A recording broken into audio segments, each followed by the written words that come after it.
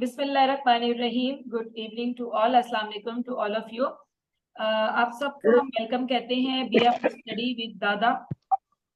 आज की हमारी जो मेडिसिन है वो 13 मेडिसिन है, 13 नंबर है। गॉर्स नाम है इस मेडिसिन का, रेड फ्लावर का। आज स्टार्ट हम करेंगे। हमारे साथ दो गेस्ट स्पीकर मौजूद हैं और एक डॉक्टर अमजद हैं पाकिस्तान से। सर आपको वेलकम कहते हैं। इसके साथ साथ हमारे साथ मौजूद हैं डॉक्टर जोया शकील पाकिस्तान से। मैम आपको भी वेलकम कहते हैं।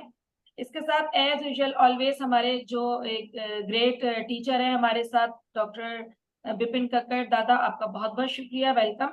और इसके साथ हमारी बहुत फेवरेट टीचर जो है, मेरी तो बहुत फेवरेट है, डॉक्टर रितु मैम। मैम आप दोनों का बहुत बहुत शुक्रिया। और अब हम स्टार्ट करते हैं। तो मैम पहले, सबसे पहले हम डॉक्टर जोया से स्टार्ट करते हैं। तो डॉक्टर जोया प्लीज आप अपने आप को अनम्यूट कीजिए और इस आज के टॉपिक पर कुछ इंफॉर्मेशन दीजिए हमें। सबको समझा दीजिए, सब अपने ही है, होमली एटमॉस्फेयर है, बिना घबराए बोलिए, आराम से बोलिए। जी ठीक जी है। Doctor Zoya. Assalamu alaikum and good evening. I am Dr. Zoya Shakil from Karachi, Pakistan. आज हम जिस मेडिसिन को डिस्कस कर रहे हैं वो है गॉड्स। ना उम्मीदी, नाकामी और मुकम्मल मायूसी। ये लोग अपनी जिंदगी से मुकम्मल मायूस जरा हो जाते हैं। आराम से, जरा आराम से। जरा स्लो स्पीकिंग। ओके। उम्मीद और यकीन दो ऐसी चीजें हैं जो इंसान की कामयाबी के लिए और उसके आगे बढ़ने के लिए बहुत जरूरी होती हैं। और अगर इंसान में से यही दोनों चीजें खत्म हो जाएं तो फिर इंसान के अंदर मायूसी और बेयकीनी ही पैदा हो जाती है। अब हमें ये देखना होता है कि ये उम्मीद, ना उम्मीदी और मायूसी इस पेशेंट में किस लिए है। अगर हम ध्यान से केस चेकिंग करते हैं तो हम रीजन तलाश करते हैं, क्योंकि हम लोग रीजन तलाश करते हैं कि अगर किसी इंसान में ये चीजें हो रही हैं तो ये किस वजह से हो रही हैं। हर बंदा तो मायूस नहीं है, हर बंदा तो नाउमीद नहीं है जो इतना डीप चला जाता है। तो फिर हम जब उससे केस चेकिंग कर रहे होते हैं तो हम अंदाजा लगाते हैं उससे बातों में कि इस बंदे को कोई ना कोई दुख या कोई ना कोई तकलीफ है जो अंदरूनी तौर पर इसके अंदर बैठी हुई है। तो जब हम बात कर रहे होते हैं तो हमें पता चलता है कि ये डिसअपॉइंटमेंट ऑफ लव या डिसअपॉइंटमेंट ऑफ फ्रेंडशिप या फिर अदर रिलेशन की तरफ से कोई तकलीफ या दुख उठाया हुआ है। तो इसके लिए फिर हम इससे बात करते हैं, इसको मेडिसिन देते हैं। इसके लिए हमारी सबसे पहली और सबसे बेस्ट मेडिसिन बनती है गॉड्स। गॉड्स देने से हम इसको नई उम्मीदें जगाते हैं। गॉड्स इसको अंदर से जो है खुश करती है, अंदर से इसकी ख्वाहिशात को जन्म देती है और नेचुरली जो इसकी जो उम्मीदें होती हैं वो उभरना शुरू हो जाती है। अक्सर हमने देखा होगा बहुत सारे लोग होते हैं जो चेहरे से ही नजर आते हैं। अगर हम कॉन्स्टिट्यूशन देख लें तो हमें कॉन्स्टिट्यूशन पे भी हम देखते हैं कि गॉड्स का जो है चेहरा मुरझाया हुआ होता है, आंखों में वीरानी झलक रही होती है और बातों से ऐसी उदासी झलकती है कि बंदा सामने वाला देख के हैरान होता है कि इस पेशेंट को हुआ क्या है। तो फिर जब हम इससे बात करते हैं, आगे चलते हैं, तो फिर अंदाजा होता है ये जो है पेशेंट बहुत ज्यादा दुखी हुआ है, अंदर से दुख और तकलीफ जो है इसकी उभर कर सामने आ रही होती है। तो फिर हम इसको इसको ट्रीटमेंट करना स्टार्ट करते हैं। तो हम पहले गॉर्स देते हैं, उसके बाद जो है हम इसके साथ साथ, वैसे तो हमारी होम्योपैथिक मेडिसिन और भी है दुख की और तकलीफ की मेडिसिन, जो हम अचानक सदमे और दुख की होती है मेडिसिन। पुराने दुख के लिए हम नेट्रोम्योड देते हैं और नए दुख के लिए हम इग्नेशिया देते हैं। अब हम इसको इग्नेशिया की तरह ही हम गॉड्स को भी यूज कर सकते हैं, सिर्फ इसके ताकि ये अंदर से पॉजिटिव हो, अंदर से इसकी पॉजिटिव वाइब्स निकलें और ये चेहरे से भी खुश और खुशहाल दिखे। इसके अलावा भी हम गॉड्स को जो है दूसरी चीजों में भी इस्तेमाल कर सकते हैं, जैसे कि constipation, high uric acid, high cholesterol, diabetes, इनमें भी यूज कर सकते हैं। और इसके अलावा कोल्ड, फीवर, एस्थमा, इसके लिए भी हम इस्तेमाल कर सकते हैं गॉड्स। थैंक यू दादा, मेरी तरफ से इतना जो मैंने समझाया। जोया बहुत अच्छा था, है, बहुत बहुत अच्छा था, नहीं माशाल्लाह, आपने बहुत अच्छा समझाया बहुत अच्छा। और बहुत अच्छे से आपने डिफाइन किया। Thank you so much. Thank you. इनके बाद जो है हमारे पास है डॉक्टर अमजद। तो अब डॉक्टर अमजद से सुनते हैं कि वो गॉड्स के बारे में क्या कहते हैं। जी डॉक्टर अस्सलाम वालेकुम एवरीवन। मैं डॉक्टर अमजद फ्रॉम पाकिस्तान। अच्छा, कोर्स के मुताबिक बात करते हैं तो मुझे, अगर मैं खुद को गोश्त समझूं तो मुझे किस किस्म की उम्मीद नजर नहीं आ रही है। मैं बस दस्तबरदार होना चाहता हूँ। मेरा ताल्लुक एक गैर यकीनी कैफियत के साथ है। अगर मुझे आप देखेंगे तो मुझे पथरीली जमीन, खुश सब्जाजार पसंद है, लेकिन अगर उसमें कहीं चूना, कैल्शियम के ज़रात हों तो वो मुझे बिल्कुल पसंद नहीं है। मैं वहां पर अपनी जिंदगी को पूरा नहीं कर सकता। सेकंड पॉइंट पर आते हैं तो मैं उम्मीद का एक फूल हूँ। मैं अपने इर्द मौजूद अंधेरे को, अगर आपके गिर्द मौजूद अंधेरा है तो मैं उसको दूर करने की सलाहियत रखता हूँ। अगर आप किसी ऐसी पोजीशन में फंसे हुए हैं कि अगर आपको टनल में सिर्फ अंधेरा नजर आ रहा है और रोशनी की कोई किरण नजर नहीं आ रही है, तो अगर मुझे आप अपने साथ लेंगे तो जरूरी तौर पर आपको आखिर में एक रोशनी का हालत जरूर दिखाई देगी। मेरे अंदर ये बर्फबारी के दौरान उसको सहने की सलाहियत रखता हूँ। अगर बेयकीनी की कैफियत कहीं मौजूद हो तो यकीन माने ये मेरा ही तो इम्तियाज है कि मैं आपको उस बेयकीनी कैफियत से बाहर निकाल सकता हूँ। अगर बच्चों की बात की जाए तो मैं उन बच्चों का साथी हूँ जो उम्मीद छोड़ चुके हैं लेकिन अपने मसाइल किसी से बयान नहीं करते। अगर आपके जख्म नहीं बढ़ रहे और दवाइयां खा कर तंग आ चुके हैं तो यकीन माने आप मुझे आजमाएं, आपके जख्म बढ़ जाएंगे और आप उस कैफियत से बाहर निकल जाएंगे। मुझे तैयार करने में सन मेथड को इस्तेमाल किया गया है, इसलिए अगर आपके जज्बात ठंडे हो गए हैं तो यकीन माने मेरे अंदर वो कैफियत मौजूद है कि मैं आपके जिस्म में वो गर्मी भर दूंगी कि आप दोबारा अपनी कैफियत पर वापस आ जाएंगे।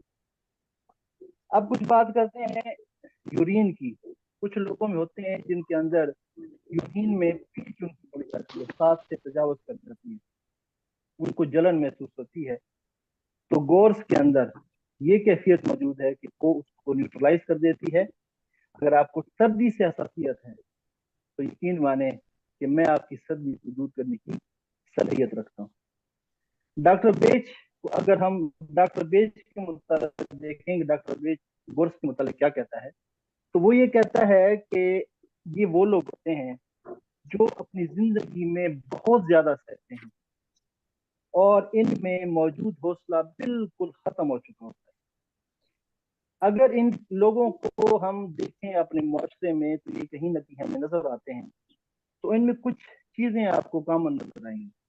जैसे ये लोग सांवली रंगत के होते हैं, अमूमी तौर पर, मैं स्पेसिफाइड नहीं कर रहा हूँ, अमूमी तौर पर ये सांवली रंगत के होते हैं और इनके चेहरे पर आपको हल्की सी पिलाहट नजर आएगी। इनके आंखों के नीचे गहरी लाइनें नजर आएंगी जो इस बात की गवाही करती है कि ये जो है वो चीजें बहुत कुछ ये सह चुके हैं। इनको देखने पर महसूस होता है कि इनको सूरज की रोशनी की अशद जरूरत है और यहाँ सूरज की रोशनी को वसी मानों में आप लेंगे, सिर्फ सूरज की रोशनी पर वो नहीं करेंगे।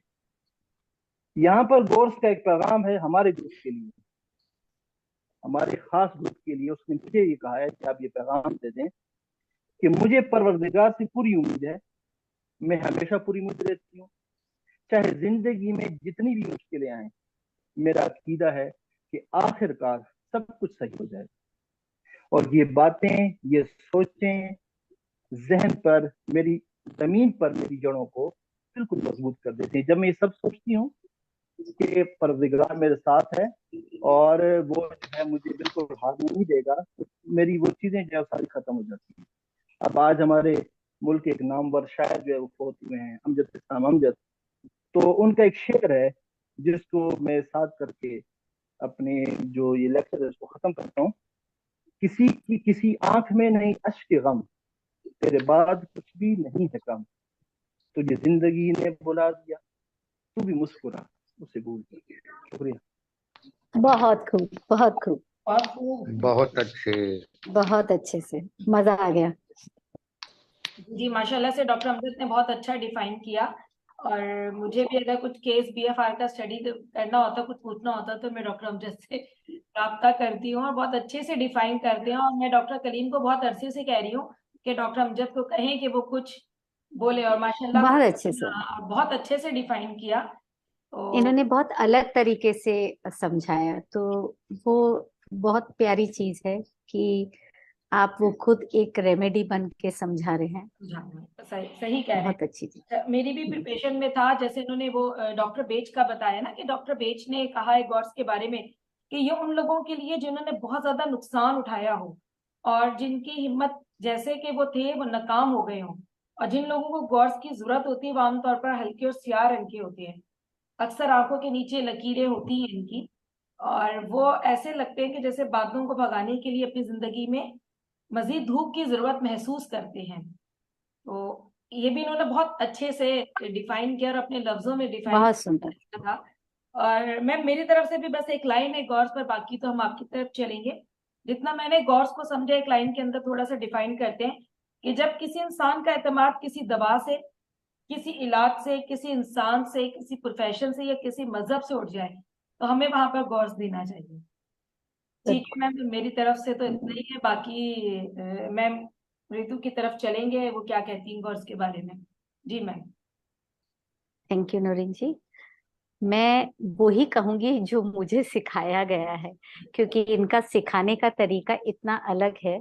जी जी। सो ये सिखाते थे शुरुआत से प्लांट को लेके, तो बोलते वो पौधे को देखो, जो भी रेमेडी पढ़ रहे हो उसके पौधे को देखो। तो वो बोलते थे कि the quality of God's essence can be understood by its own plant, which is very sun bright radiant colour का, येलो कलर का फूल होता है, प्लांट होता है वो। एंड उसकी खूबी ये होती है कि जो भी बंजर जमीन होती है वहां पे वो बहुत आसानी से उग जाता है, जहाँ पे कोई भी वेजिटेशन नहीं हो सकती, कोई भी पौधा फ्लरिश नहीं कर सकता। और उसके टेक्निकल वो चीज है कि it absorbs nitrogen from the atmosphere. हमें पता है ना, हम नाइट्रोजन देते हैं पौधे को, केमिकल के रूप में देते हैं। ये नाइट्रोजन एब्जॉर्ब करता है फ्रॉम द अपर एटमॉस्फेयर। तो जो भी बैरन प्लेसेस होती हैं, बंजर जमीनें होती हैं, वहां आपको गॉर्स का plant bright radiant yellow colour में। So this is, this is the ability to bring fertility to a barren place. एक खाली जमीन पे भी फर्टिलिटी लिया है, तो ना उम्मीद में भी उम्मीद जगा दे टाइप वाली चीज होती है। ये चीज इन्होंने सबसे पहली चीज सिखाई थी।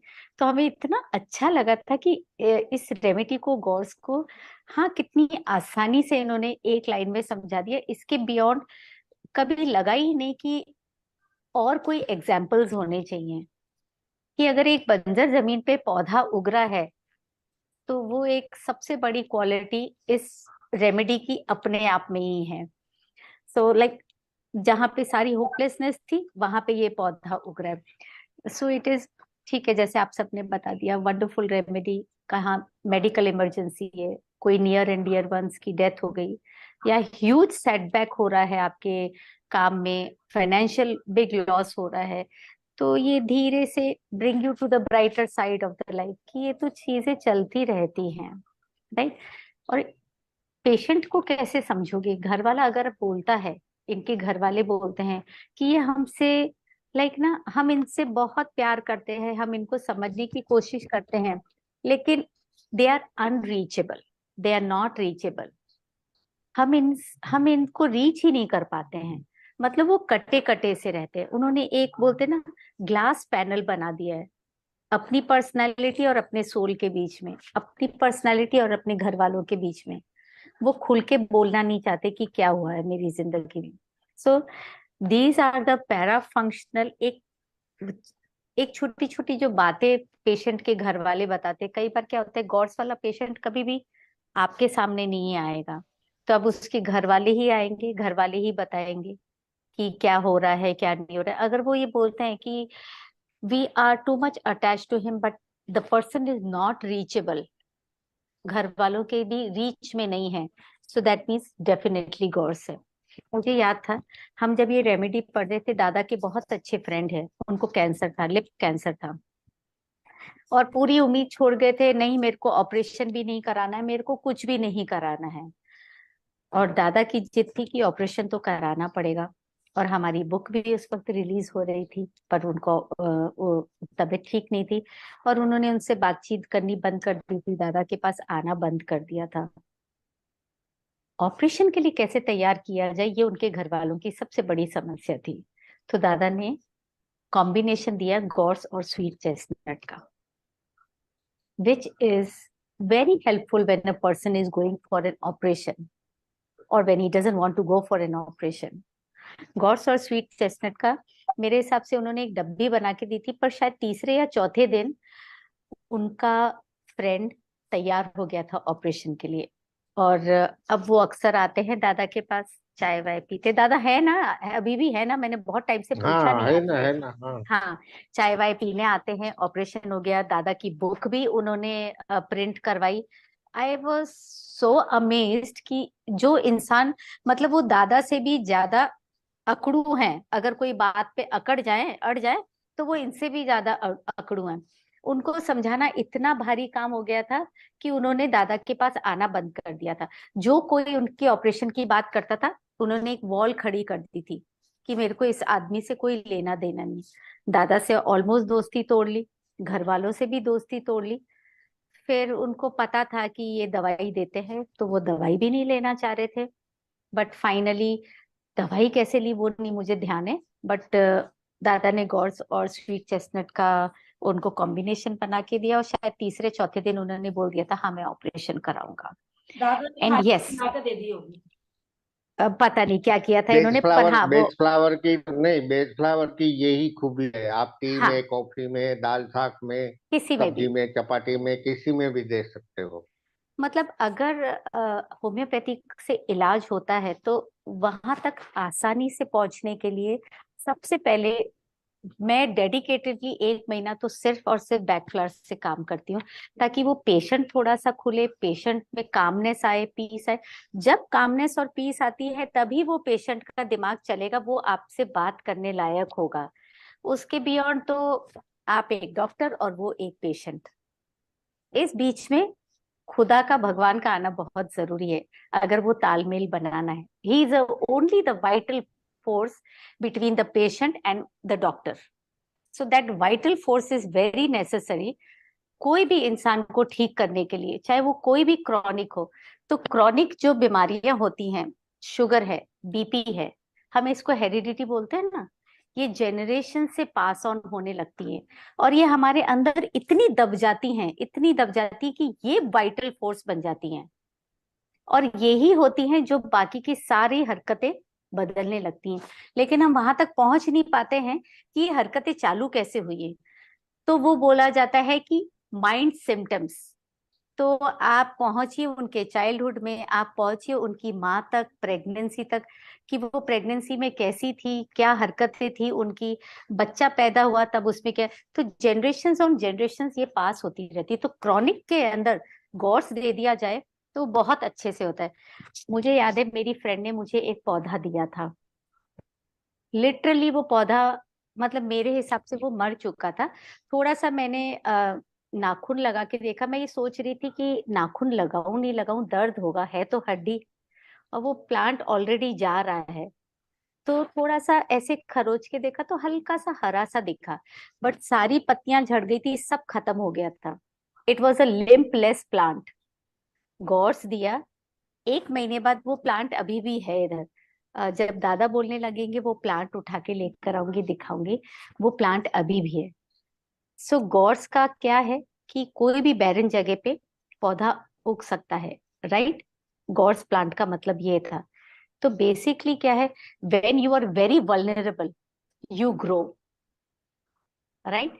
जब आप बहुत, बोलते हैं ना, नाजुक स्थिति में होते हैं तो ही आपकी ग्रोथ होती है, तो ही गॉर्स लगती है, वहां पे गॉर्स लगती है। तो लिम्पलेस प्लांट है, ग्लोलेस फेस है, ऑयली स्किन है, जो कि कई औरतों को होता है, घर में बहुत परेशान होती हैं लेकिन दिखाती नहीं है। आंखों के नीचे काले गड्ढे हैं, ऑयली स्किन है, लाइफलेस है, आप गॉर्स दीजिए, वहां पे बहुत अच्छे से काम आती है।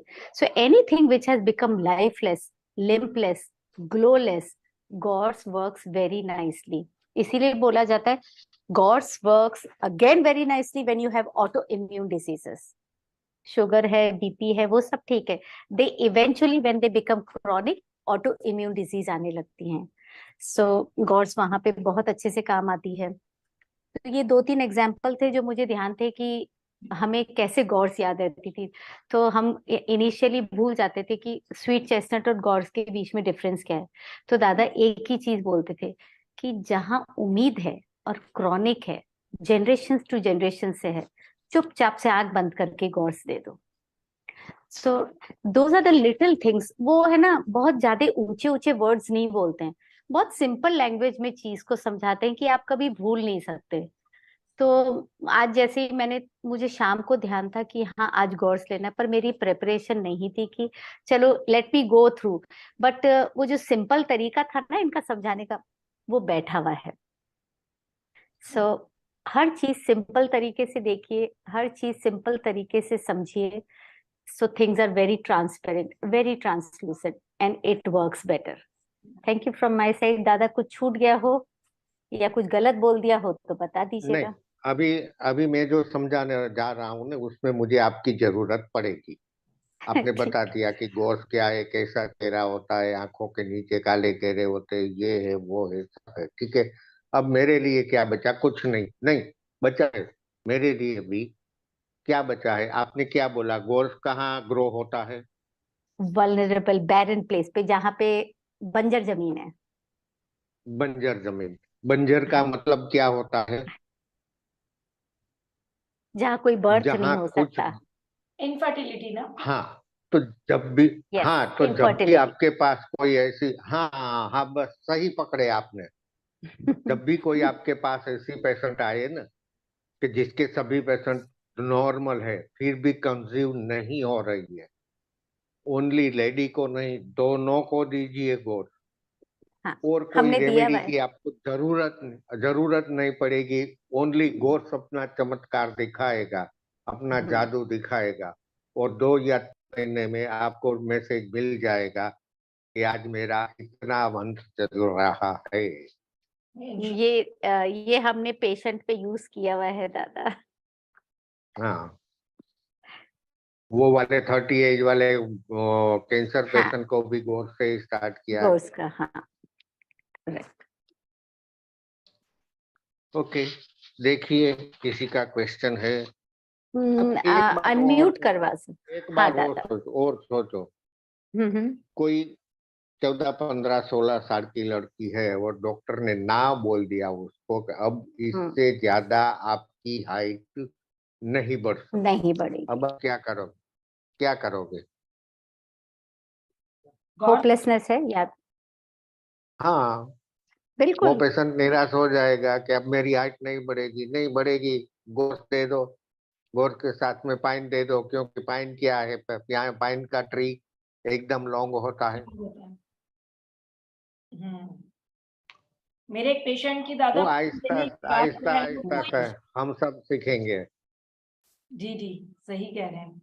अगर हाँ किसी का, हाँ, बोलिए आप क्या कहें? जी मैं ये बता रही थी कि पाइन मैंने एक पेशेंट को दी है, उसका 2 इंच जो हाइट है वो इंक्रीज हो गई है। हाँ, 2 इंच तो बहुत हो जाती है ना। हम्म। ऐसे जिसकी हाइट इंक्रीज नहीं होती, उसकी हाइट आधा इंच भी बढ़ा दो तो भी वो खुश हो जाते हैं। मदीहा जी, आप अनम्यूट करके खुद ही दादा से पूछ लीजिएगा।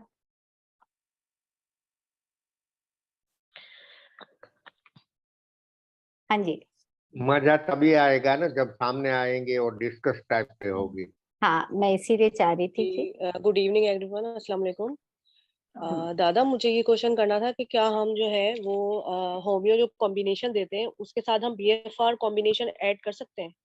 बिल्कुल कर सकते मैं हैं। तो करता ही हूँ और करना ही चाहिए। अच्छा अच्छा, ठीक है। हम्म, क्योंकि कभी मेरे टाइम पे सभी ऐसा होता है ना कि, कॉम्बिनेशन, सभी सभी मेरे सभी कॉम्बिनेशन में बीएफआर मिक्स होता ही है। अच्छा, थैंक यू कभी सो कभी, मच। कभी कभी कैसा होता है मदीहा कि हमें है ना 5 6 देनी पड़ती है। पेशेंट खुलता नहीं है, 5 6 देनी पड़ती है बीएफआर रेमेडीज।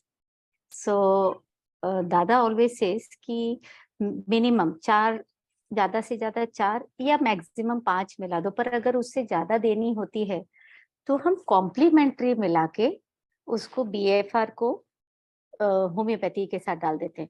तो एक ग्रुप जैसे अगर फियर है तो फियर रेमेडी बन गई, लेकिन अगर हमको उसके साथ अगर होली देना है या कोई वजह से कुछ और देना है तो वो उसकी एक कॉम्प्लीमेंट्री ऑलरेडी हो जाती है, तो वो होम्योपैथी के साथ मिला के दे दी जाती है। So it works very nicely. अब जैसे गॉर्स की कॉम्प्लीमेंट्री जो है होम्योपैथी में, वो आर्सेनिक एल्बम है, चाइना है, ठीक है, चाइना है, आर्सेनिक एल्बम है, कैलकेरिया फ्लोर है। बट उसे अंडरस्टैंड करना होगा, जब आपको पूरे सिम्टम्स मिल रहे हैं, माइंड सिम्टम्स मिल रहे हैं, साथ साथ में फिजिकल सिम्टम्स मिल रहे हैं, तो वो कॉम्प्लीमेंट्री के साथ it goes very well. 110% result फिर आसानी से मिल जाता है। बट हाँ, केस हिस्ट्री लेनी होती है प्रॉपर। और अगर ये सोचे कि आप क्लिनिक में बैठ के फर्स्ट केस हिस्ट्री ले रहे हैं और वो 1 घंटे के क्लिनिक में अगर आपने 2-3 पेशेंट ले लिए हैं, no, you are fooling the patient, you are fooling yourself. Case history लेना, उस पेशेंट की माँ तक जाना, उस पेशेंट की माँ की प्रेगनेंसी तक जाना, दैट इज केस हिस्ट्री। तब आपको कॉम्प्लीमेंट्री मेडिसिन होम्योपैथी मिलती है BFR की। So this is a long thing to go, but yes, practice always keeps going on. Thank you so much दादा, and thank you so much Ritu ma'am. Most welcome मदिया। एक question और है doctor Shahida का। दादा शाहिदा जी, आप अनम्यूट करके पूछिएगा। जी, हमारे पास अभी 6 मिनट्स रह गए। हाँ, आई थिंक शाहिदा जी पूछ सकती है। Shahida, you can unmute and then ask, because इसको पढ़ने में बहुत दिक्कत होती है। मेरा क्वेश्चन ये है कि बास पेशेंट जो होते हैं वो केस टेकिंग के दौरान सही नहीं मतलब बताते हैं, हम उनसे मालूम भी करें अपनी कोई जो डिजीज जोन में होती है वो नहीं बताते, तो उसके लिए हमें क्या करना चाहिए? कौन कौन से क्वेश्चन ऐसे करें पेशेंट से कि जो हम सही डायग्नोस कर सके मेडिसिन को? सबसे पहले तो मैडम जी, कोई भी पेशेंट जो हमारे लिए अनजान है ना, वो फर्स्ट जी मुलाकात में कोई भी पेशेंट सही डिटेल्स आपको नहीं बताएगा। उसके लिए जी दादा। थोड़ा आप उसको भरोसा दिलवाइए। जब उसको उस पेशेंट को आप पे भरोसा आएगा, वो अपने आप सब कुछ बताएगी। वहां आप क्या करोगे? होम्योपैथी एसएल देने की बजाय उसके माइंड सिम्टम्स देख के उसको बेच फ्लावर दीजिए। सेकंड मुलाकात में ही वो आपसे खुल के बातें करेगा। और कई बार कैसा होता है दादा, ये भी बोलते हैं कि पेशेंट्स में है ना तसल्ली नहीं होती है, क्योंकि पेन होता है ना, तो नहीं किसी होती, इंसान, तो पेन होता है ना, तो किसी इंसान में तसल्ली नहीं होती है, ठीक है। उसको ये लगता है जितना जल्दी हो जी सके। जी यही वजह है कि पेशेंट्स हमारे एलोपैथी पे ज्यादा जाते हैं, क्योंकि pain is such a thing जो किसी को भी बोलते हैं ना, किसी को भी बेचैन कर सकता है आराम से। तो उसके लिए वो हमेशा बोलते हैं कि माइंड सिम्टम्स तक बाद में जाना, क्योंकि वो पेशेंट ऑलरेडी इतना परेशान है पेन से कि पहले वो जिस चीज के लिए आया है, आप हमसे क्या चाहते हो, ये उनका फेवरेट क्वेश्चन होता है पेशेंट से। तो वो क्या चाहता है, वो क्या चाहता है आपसे, पहले आप उसको उसकी तसल्ली करवा दो। वो 1 महीना उसकी पेन की दवाई या उसकी दवाई दे दो, ऑटोमेटिकली उसको आप पे भरोसा आएगा। जब भरोसा आएगा तो वो अपनी बात धीरे धीरे खुलते बताने लगेगा। और कभी ऐसा होता है आपको अब लगता है परत पे पड़ते हैं, कोई 10 सिम्टम्स बता दिए हैं, तो आप स्टार्ट कहाँ से करोगे? तो मुझे जहां तक दादा ध्यान है, आपने वाइल्ड ओट और होली बोला था ना, कि जब बहुत सारे सिम्टम्स होते हैं तब हाँ, 7 दिन 10 दिन वाइल्ड ओट और होली दीजिए। तो वाइल्ड वो डॉट और होली। तो वो धीरे धीरे कुछ कुछ सिम्टम्स ऑटोमेटिकली होली से और वाइल्ड ओट अभी से तो कट हो जाते हैं। अभी मैं क्या करता हूँ, मेरे क्लिनिक में जो भी पेशेंट आता है नहीं, तो अपना जी जीवन दादा। जीवन सबको या मालूम है। अभी जैसे पेशेंट आया, कोई पेशेंट चालू है, वो असिस्टेंट उसको पूछ लेती है, ट्रीटमेंट लेना है, क्या हुआ है, नाम क्या है, ये क्या है, मुंह खोलो। वो चाय के कप में, हाफ कप पानी में J1 5 ड्रॉप डाल के उसको बोलती है, आहिस्ता आहिस्ता से पीते रहो।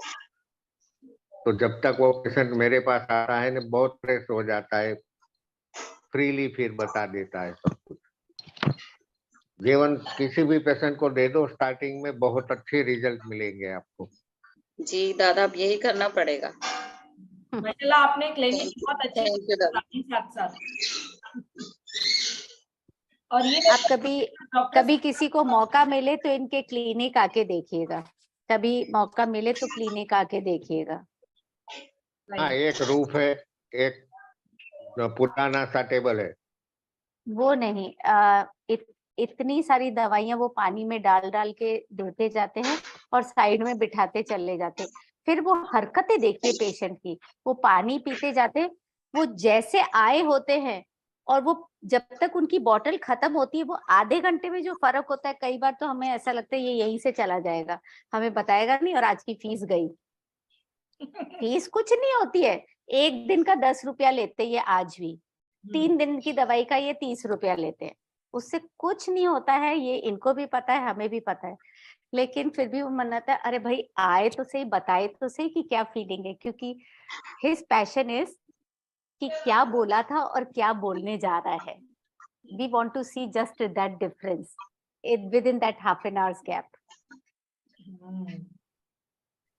सही बताया माशाल्लाह से, बहुत अच्छी टिप दे दिया आपने। अब हम भी पेशेंट्स को जो है ना इस तरीके से डील करें ताकि पेशेंट सही तरीके से कुछ हमें बताता है तो फिर हम देख सकते हैं। और ये हकीकत है कि फर्स्ट टाइम के अंदर कोई भी हमारे साथ खुलता नहीं है, जो उसकी पीक यही बस मसला जी पर सिम्टम होगी, बस वो ये चाहता है कि बस ये वाली सिम्टम मेरी क्लियर हो जाए, बाकी ट्रीटमेंट होता रहेगा। अच्छा, डॉक्टर लुबना ने हैंड रेज किया। डॉक्टर लुबना, आप अपने आप को अनम्यूट कीजिए। जी अस्सलाम वालेकुम। मुझे ये पूछना था कि जैसा कि मैम रितु ने बताया कि क्रॉनिक डिजीजेस में इसको हम यूज़ करते हैं, लाइक बीपी और शुगर और इस तरह की। अच्छा, मुझे एक मज़ीद मतलब जिस तरह हम क्रॉनिक में हेपेटाइटिस हमारे पाकिस्तान में बहुत ज़्यादा है, टाइफाइड बहुत ज़्यादा आ जाते हैं, तो क्या दादा से पूछना था कि इन डिजीजेस में भी हम इसको ऐड करेंगे? हाँ, होपलेसनेस करो। जिसमें भी, हाँ करिए ना, आराम से कीजिए, मेंटल क्योंकि सिम्टम्स देखना जरूरी है। देखो जी। गौर्स कैसा है कि कब वो तसल्ली आने लगती कि हाँ मैं ठीक हो सकता हूँ, इसीलिए गौर्स दिया जाता है। तो वो कोई भी क्रॉनिक, कोई भी एक्यूट सिचुएशन में दीजिए। मतलब जब वो कैंसर के लिए वो एक एग्जाम्पल था, सिंपली कितना बताए तो गोर्स एक आशा की किरण है। बस दूर अंधेरे में एक दिया टगमगाता हुआ जल रहा है, गोर्स वही है, और पेशेंट वो दिए तक पहुंचेगा, गोर्स दे दो ने तो। यानी हर वो क्रॉनिक डिजीज, हर वो जिसमें पेशेंट को ये हो कि मैं ठीक हो जाऊंगा, तो उसको गोर्स ऐड कर दें बाकी सिम्टम्स की, बाकी मेडिसिन के साथ। ठीक नहीं ठीक हो नहीं हो पाऊंगा सकता। ऐसा भी, हाँ वहां गोर्स दीजिए, वो ठीक हो जाएगा। डॉक्टर लुबना देखिए, चाहे एक्यूट केस हो या क्रॉनिक केस हो, जब पेशेंट को ये महसूस हो कि अब मैं ठीक हो नहीं सकता, वहां पर हमने दे दिए गॉर्स। ठीक हो गया। ठीक, बात करते हैं, हमारा टाइम बिल्कुल एंडिंग पर है, तो आप सबका बहुत बहुत शुक्रिया। दादा सर आपका बहुत जहाँ पेशेंट को डॉक्टर इनक्यूरेबल बोलते हैं ना, वो पेशेंट को बिंदास गोर्स दीजिए आप।